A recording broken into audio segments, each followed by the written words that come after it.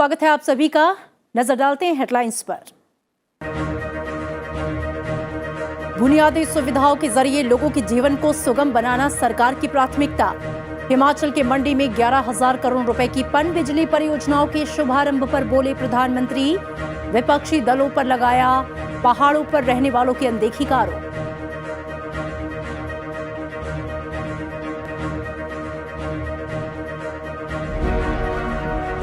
देश में ओमिक्रॉन के एक दिन में सबसे अधिक 156 मामले। नए वेरिएंट से संक्रमितों की संख्या बढ़कर 578 के पार।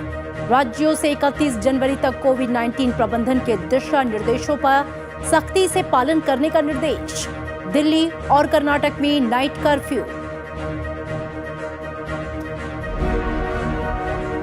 आगामी विधानसभा चुनावों के मद्देनजर निर्वाचन आयोग ने की कोविड-19 स्थिति की समीक्षा। केंद्रीय स्वास्थ्य सचिव ने वायरस के प्रसार की रोकथाम के लिए उठाए जा रहे कदमों की दी जानकारी। आईटीबीपी, बीएसएफ और एनसीबी के वरिष्ठ अधिकारियों से भी आयोग की मुलाकात।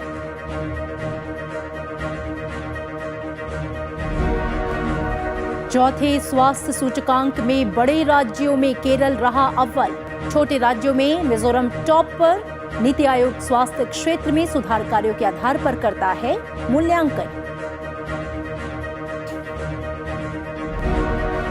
और पहाड़ों में बर्फबारी और मैदानी इलाकों में हल्की बारिश के चलते उत्तर भारत में कड़ाके की ठंड। घने कोहरे ने बढ़ाई लोगों की मुसीबतें। मौसम विभाग का अगले 3 दिनों में कई राज्यों में बारिश का अनुमान।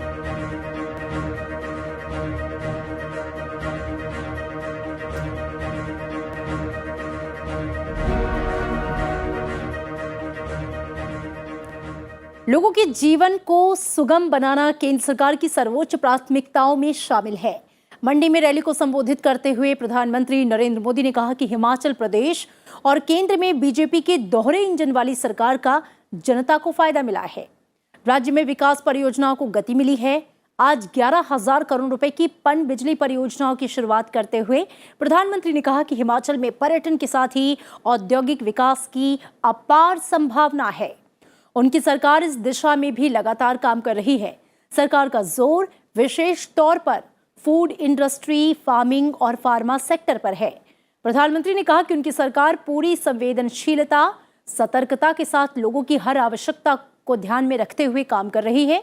हिमाचल की बीजेपी सरकार ने लोगों के विकास के लिए अनेक नई योजनाओं को लागू किया है और केंद्र सरकार की योजनाओं का भी बेहतर तरीके से विस्तार कर रही है।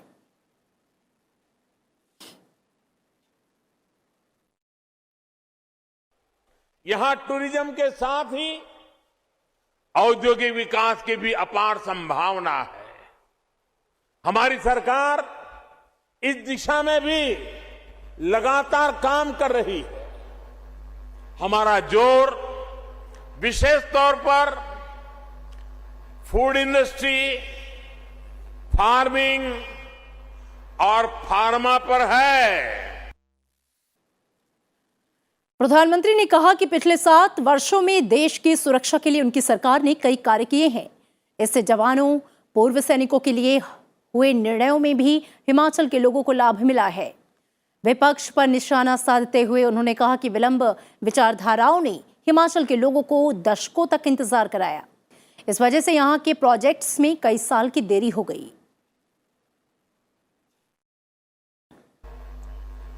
विलंब की विचारधारा वालों ने हिमाचल के लोगों को दशकों तक इंतजार करवाया।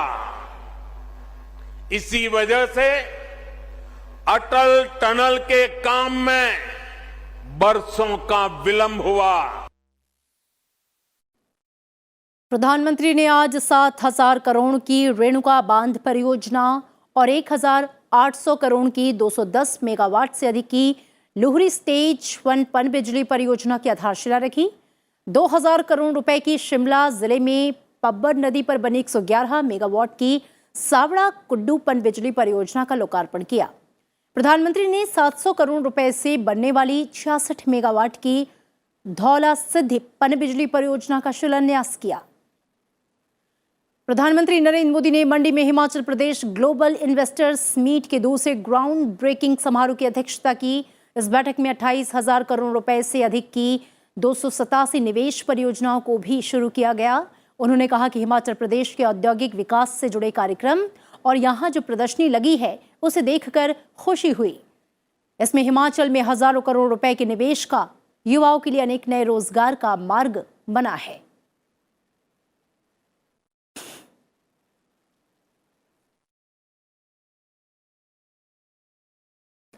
केंद्रीय स्वास्थ्य सचिव राजेश भूषण ने आज चुनाव आयोग को उन राज्यों में कोविड की स्थिति से अवगत कराया जहां अगले साल की शुरुआत में विधानसभा चुनाव होने हैं।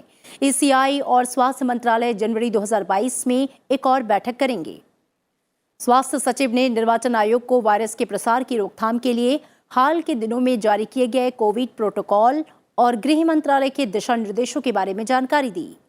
चुनाव आयोग ने आईटीबीपी, बीएसएफ और एसपी के शीर्ष अधिकारियों से मुलाकात की और अंतर्राष्ट्रीय सीमाओं पर कड़ी निगरानी बनाए रखने के लिए कहा। आयोग ने एनसीबी के अलावा आला अधिकारियों और चुनावों में मादक पदार्थों के प्रभाव पर नजर रखने का निर्देश दिया है। मुख्य निर्वाचन आयुक्त सुशील चंद्रा के नेतृत्व में आयोग का दल उत्तर प्रदेश में चुनाव की तैयारियों की समीक्षा के लिए राज्य के 3 दिवसीय दौरे पर कल लखनऊ पहुंचेगा। ये दल राज्य में आगामी विधानसभा चुनाव की तैयारियों की समीक्षा करेगा। देश में कोरोना वायरस के नए वेरिएंट ओमिक्रॉन के बढ़ते केस के मद्देनजर गृह मंत्रालय ने राज्य और केंद्र शासित प्रदेशों के लिए दिशा निर्देश जारी किए हैं। इसमें यह कहा गया है कि 31 जनवरी 2022 तक पूरे देश में कोविड-19 प्रबंधन के राष्ट्रीय निर्देशों का सख्ती से पालन किया जाए। देश में वर्तमान में कोरोना की स्थिति को देखते हुए केंद्रीय गृह मंत्रालय ने सोमवार को राज्यों और केंद्र शासित प्रदेशों के सभी मुख्य सचिवों को चिट्ठी लिखकर निर्देश जारी किया है, जिसमें स्थानीय और जिला स्तरों पर अधिक निगरानी, डेटा विश्लेषण करने, सख्त और तेजी से फैसले लेने पर जोर दिया गया है। गृह सचिव अजय भल्ला ने राज्य सरकारों से यह आग्रह किया है कि वे कोविड अनुकूल व्यवहार के नियमों को सख्ती से लागू करें। राज्य और केंद्र शासित प्रदेश त्योहारी सीजन के दौरान भीड़ को नियंत्रित करने के लिए जरूरत के हिसाब से स्थानीय स्तर पर पाबंदियों को लागू करने पर विचार करें। इधर दिल्ली, उत्तराखंड और कर्नाटक में ओमिक्रॉन के बढ़ते मामलों को देखते हुए रात का कर्फ्यू लगा दिया गया है। दिल्ली में रात 11 बजे से सुबह 5 बजे तक कर्फ्यू लागू रहेगा। वहीं कर्नाटक में कल से 10 दिनों के लिए रात 10 बजे से सुबह 5 बजे तक कर्फ्यू प्रभावी रहेगा। साथ ही सार्वजनिक स्थानों पर नए साल के समारोह की अनुमति नहीं होगी। 30 दिसंबर से 2 जनवरी तक होटल, पब और रेस्टोरेंट 50% बैठने की क्षमता के साथ खुलेंगे। भारत में ओमिक्रॉन वेरिएंट के एक दिन में सर्वाधिक 156 मामले सामने आए हैं और इसी के साथ देश में कोरोना वायरस के नए वेरिएंट से संक्रमित लोगों की जो संख्या है वो बढ़कर 578 हो गई है। ओमिक्रॉन के संक्रमण के ये मामले 19 राज्यों और केंद्र शासित प्रदेशों में सामने आए हैं। केंद्रीय स्वास्थ्य मंत्रालय के आंकड़ों में ये बताया गया है कि ओमिक्रॉन से संक्रमित लोगों में से 151 ठीक हो गए हैं। दिल्ली में सर्वाधिक 142, इसके बाद महाराष्ट्र 141, केरल में 57, गुजरात में 49, राजस्थान में 43 और तेलंगाना में 41 मामले सामने आ चुके हैं।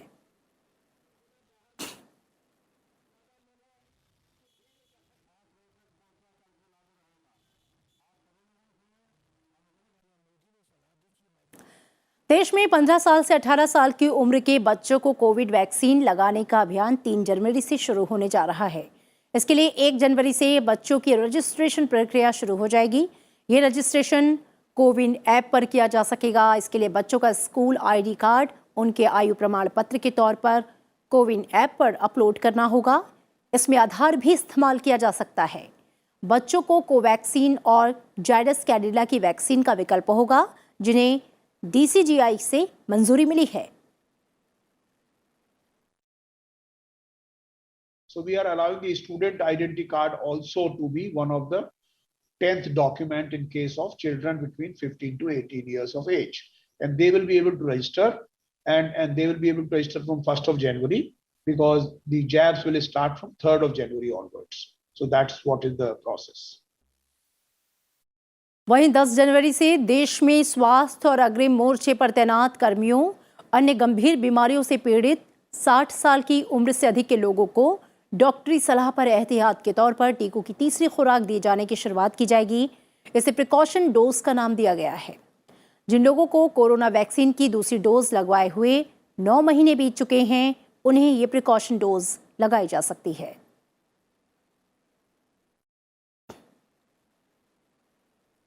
राष्ट्रव्यापी कोविड टीकाकरण अभियान के तहत देश में अब तक 142 करोड़ से अधिक कोविड रोधी टीके लगाए जा चुके हैं। कल 29 लाख से अधिक कोविड रोधी टीके लगाए गए। स्वास्थ्य मंत्रालय के मुताबिक पिछले 24 घंटों में 6,531 नए मरीजों में संक्रमण की पुष्टि हुई है, जबकि इस दौरान 7,141 से अधिक मरीज ठीक हुए। महामारी से अब तक 3,42 लाख से अधिक लोग स्वस्थ हो चुके हैं। स्वस्थ होने की जो दर है वो 98.4% हो गई है।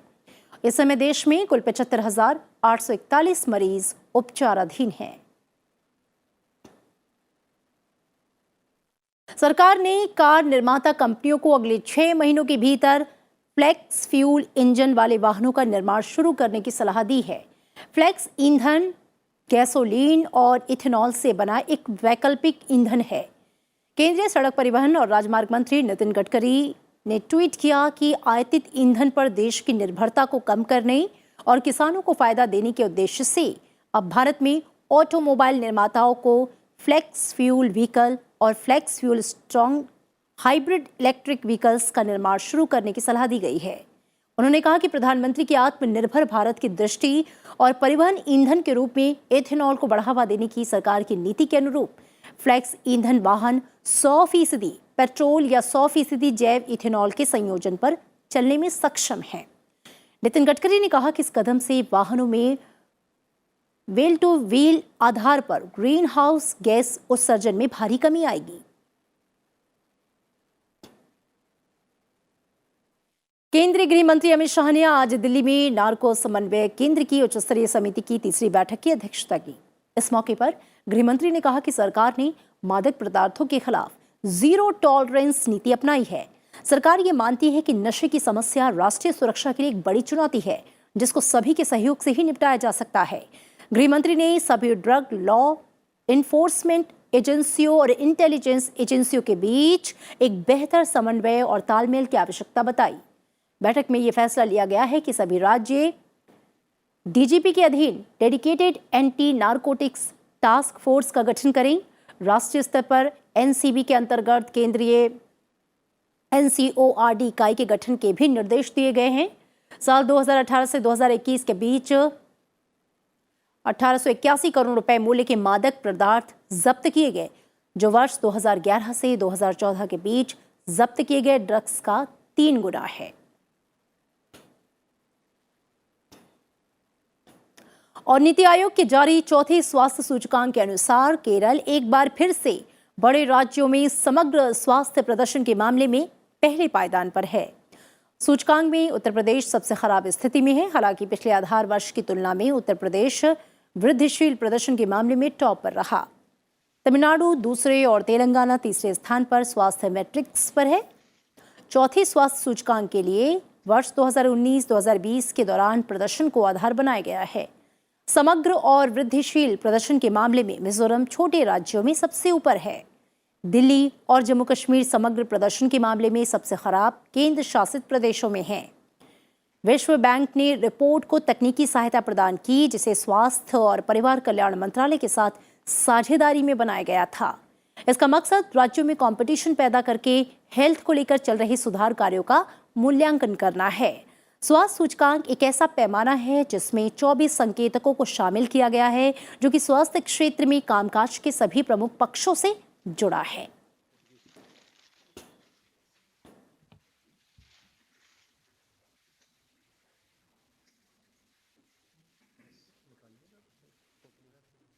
और इसी के साथ यहां रुकेंगे एक छोटे से ब्रेक के लिए।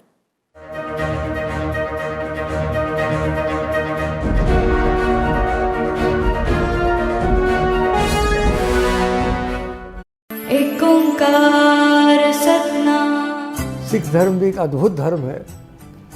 गुरु नानक देव जी से लेके और गुरु गोविंद जी तक, पहले गुरु और 10वें गुरु के बीच में कितनी कुर्बानियाँ दी सिख गुरुओं ने।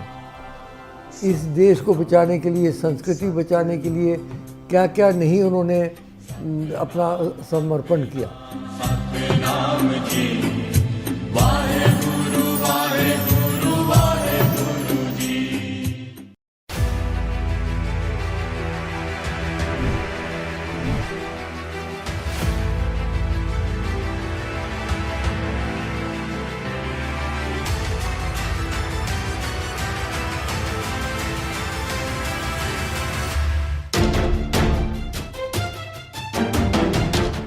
passed by Parliament.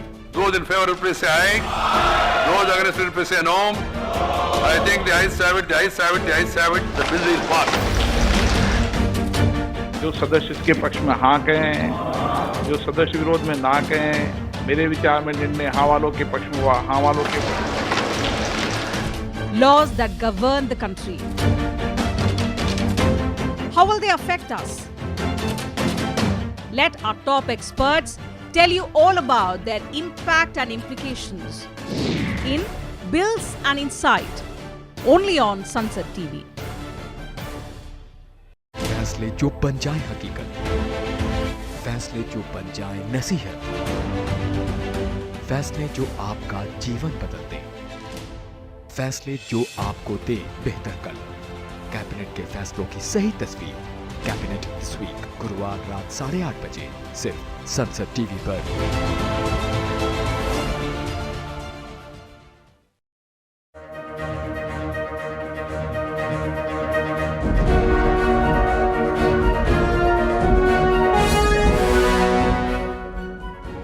Welcome back और अब नजर राज्य से जुड़ी खबरों पर।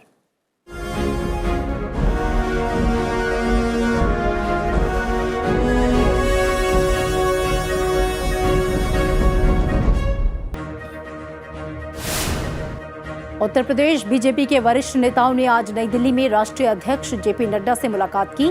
बैठक में आगामी विधानसभा चुनाव पर चर्चा हुई। पार्टी नेताओं ने प्रदेश में दोबारा सरकार बनाने के लिए संकल्प व्यक्त किया।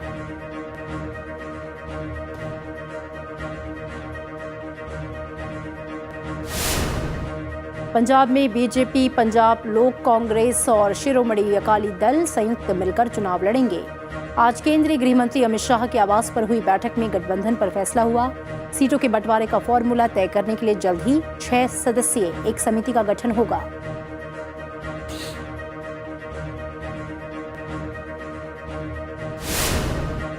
हरियाणा के मुख्यमंत्री मनोहर लाल खट्टर ने करनाल में किसान समृद्धि शिविर का उद्घाटन किया। इस दौरान मुख्यमंत्री ने 5.5 करोड़ रुपए की लागत से बने एकीकृत टेक हाउस और फसल समूह केंद्र का भी उद्घाटन किया।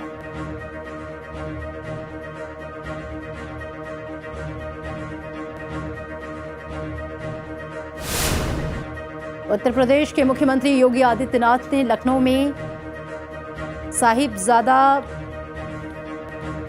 दिवस में हिस्सा लिया और गुरुद्वारे पहुंचकर मत्था टेका। उन्होंने कहा कि भारत की गुरु परंपरा सामान्य परंपरा नहीं बल्कि एक दिव्य परंपरा है।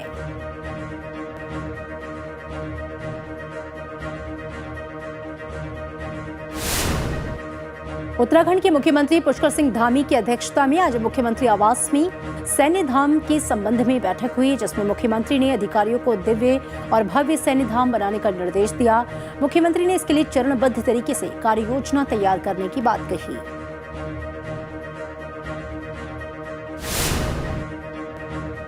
कर्नाटक के मुख्यमंत्री बसवराज बोम्मई ने आज बेंगलुरु में देश की पहली BS6 इंजन वाली डीजल बसों को लॉन्च किया। मुख्यमंत्री ने स्मार्ट सिटी योजना के तहत 90 मिनी इलेक्ट्रॉनिक बसों को हरी झंडी दिखाई।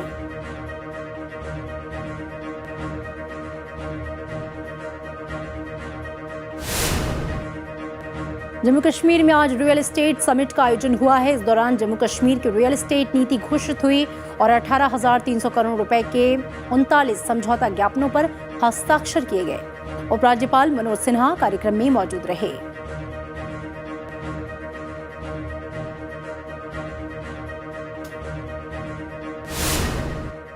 सात बार के राज्यसभा सांसद और जेडीयू नेता महेंद्र प्रसाद का दिल्ली में निधन हो गया। वो लंबे समय से बीमार थे।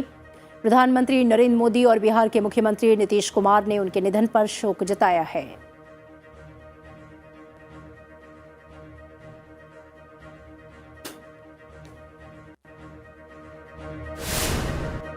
केंद्रीय मंत्री महेंद्र नाथ पांडे ने 36वें भारतीय इंजीनियरिंग कांग्रेस शताब्दी समारोह में कहा कि भारत के गौरवशाली प्राचीन इतिहास में अभियंताओं का योगदान रहा है। रामायण से लेकर हड़प्पा तक की संस्कृति में अभियंताओं के योगदान का उल्लेख मिलता है। उन्होंने कहा कि राम सेतु मिथ्या नहीं है बल्कि ये अभियंताओं की ही देन है।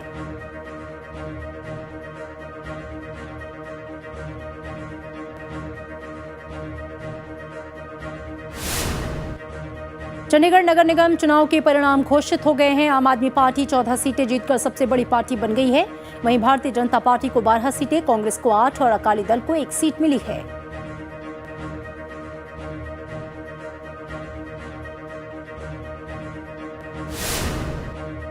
डीजीजीआई अहमदाबाद ने CGST अधिनियम के धारा 67 के तहत इत्र व्यवसायी पीयूष जैन को गिरफ्तार किया है। उनके पास से 187 करोड़ रुपए से अधिक की बेहिसाब नकदी, कच्चा और तैयार माल बरामद किया गया।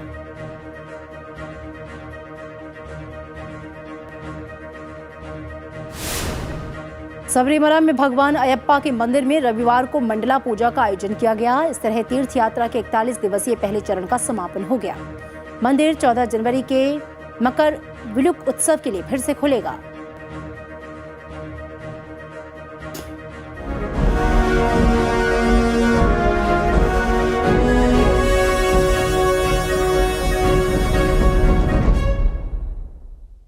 उपराष्ट्रपति एम वेंकैया नायडू ने पेशेवरों और उद्योग जगत के लोगों से अपने काम और पारिवारिक जिम्मेदारियों को समान महत्व देने की सलाह दी है। उपराष्ट्रपति ने चेन्नई में डॉक्टर VL दत्त की पुस्तक glimpses of the pioneers life journey के विमोचन के मौके पर ये बातें कहीं। उपराष्ट्रपति ने कार्य जीवन संतुलन को बढ़ावा देने वाली मानव संसाधन नीतियां बनाने का आह्वान किया। उपराष्ट्रपति ने कहा कि शारीरिक स्वास्थ्य जितना ही मानसिक स्वास्थ्य महत्वपूर्ण है। उपराष्ट्रपति ने युवा उद्यमियों से खेल और आउटडोर एक्टिविटीज के लिए कुछ समय निकालने के साथ साथ भारत की सदियों पुरानी संयुक्त परिवार प्रणाली को संरक्षित और प्रचारित करने की सलाह दी। Younger generation should really learn from his personal life the way he lived for himself and lived for the people, and set standards in business and also followed ethics. This is the most important lesson one must learn from his life. केंद्र सरकार ने supreme court से मध्य प्रदेश में स्थानीय निकायों में अन्य पिछड़ा वर्ग के लिए आरक्षण से जुड़े आदेश को वापस लेने की अर्जी दाखिल की है। आवेदन में केंद्र ने शीर्ष अदालत से अंतरिम उपाय के रूप में चुनाव प्रक्रिया को स्थगित करने का अनुरोध किया है। केंद्र ने अपनी अर्जी में कहा कि SC, ST और OBC वर्ग का उत्थान सरकार की सर्वोच्च प्राथमिकता रही है। स्थानीय स्वशासन में OBC का अपर्याप्त प्रतिनिधित्व सत्ता के विकेंद्रीकरण और शासन को जमीनी स्तर तक ले जाने को प्रभावित करता है। इस मामले में 17 दिसंबर को उच्चतम न्यायालय ने मध्य प्रदेश राज्य निर्वाचन आयोग को स्थानीय निकाय में अन्य पिछड़ा वर्ग के लिए आरक्षित सीटों पर मतदान प्रक्रिया पर रोक लगाने और सामान्य वर्ग के लिए उन सीटों को फिर से अधिसूचित करने का निर्देश दिया था। तेलंगाना छत्तीसगढ़ सीमा क्षेत्र में आज सुबह सुरक्षा बलों और माओवादियों के बीच हुई मुठभेड़ में 6 माओवादी मारे गए। पुलिस अधिकारियों के मुताबिक मुठभेड़ की घटना तेलंगाना और छत्तीसगढ़ के सीमावर्ती इलाके किस्ताराम के जंगली इलाके में हुई और इस दौरान 6 नक्सली मारे गए। सुरक्षा बलों ने घटनास्थल से 4 महिला नक्सली समेत 6 नक्सलियों के शव बरामद किए। जानकारी के अनुसार ये नक्सली सुरक्षा बलों पर हमला करने की फिराक में थे। ऐसे में तेलंगाना पुलिस, छत्तीसगढ़ पुलिस और CRPF की ओर से संयुक्त रूप से ऑपरेशन चलाया गया। क्षेत्र में नक्सलियों के खिलाफ अभियान जारी है।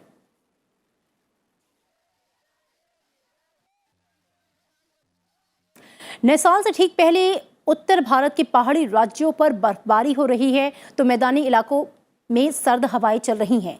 ठंडी हवाओं के थपेड़ों के बाद हल्की बारिश ने उत्तर भारत का तापमान और लुढ़का दिया है। देश के उत्तर, पश्चिम, मध्यवर्ती और पूर्वी क्षेत्रों में अगले 2 दिनों में हल्की बारिश से मध्यम बारिश होने का अनुमान है। मौसम विभाग ने अगले 2 दिनों में पंजाब, हरियाणा, चंडीगढ़, दिल्ली और राजस्थान में हल्की वर्षा होने का अंदेशा जताया है। साथ ही मध्य प्रदेश, महाराष्ट्र का विदर्भ क्षेत्र, छत्तीसगढ़, बिहार, झारखंड, ओडिशा और पश्चिम बंगाल में भी वर्षा होने की आशंका है। राष्ट्रीय राजधानी दिल्ली और NCR में कल मौसम ने अचानक से करवट ली और कुछ इलाकों में हल्की बारिश हुई, जबकि कश्मीर और सिक्किम में सामान्य से भारी हिमपात हुआ।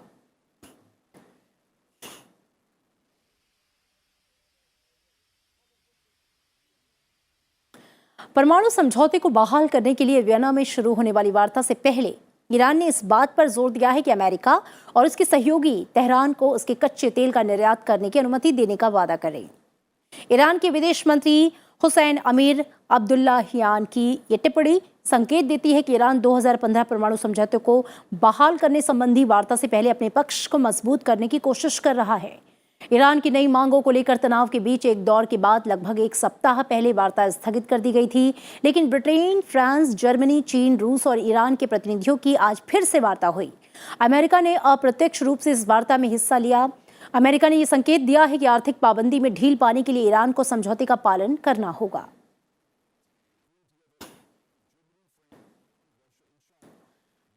और इधर दक्षिण अफ्रीका में रंगभेद को समाप्त करने में मदद करने वाले नोबेल शांति पुरस्कार विजेता आर्क बिशप डेसमंड टुटू का निधन हो गया है। वे 90 वर्ष के थे। आर्क बिशप डेसमंड टुटू रंगभेद विरोध के प्रतीक नेल्सन मंडेला के समकालीन थे। उन्होंने 1948 से 1991 तक दक्षिण अफ्रीका में अश्वेत बहुमत के खिलाफ श्वेत अल्पसंख्यक सरकार द्वारा लागू नस्लीय भेदभाव की नीति को समाप्त करने के आंदोलन में महत्वपूर्ण भूमिका निभाई। उन्हें 1984 में नोबेल शांति पुरस्कार से नवाजा गया। उपराष्ट्रपति एम वेंकैया नायडू ने आर्क बिशप डेसमंड टुटू के निधन पर शोक व्यक्त किया है। उपराष्ट्रपति ने कहा कि दक्षिण अफ्रीका में रंगभेद के खिलाफ आंदोलन के अग्रणी नेता आर्च बिशप डेसमंड टुटू के निधन से विश्व शांति और मानवाधिकार का एक सशक्त स्वर शांत हो गया। प्रधानमंत्री नरेंद्र मोदी ने अपने संदेश में कहा कि आर्क बिशप डेसमंड विश्व भर में असंख्य लोगों के लिए मार्गदर्शक थे। उन्होंने मानवीय गरिमा और समानता के लिए जो कार्य किए हमेशा याद रखे जाएंगे।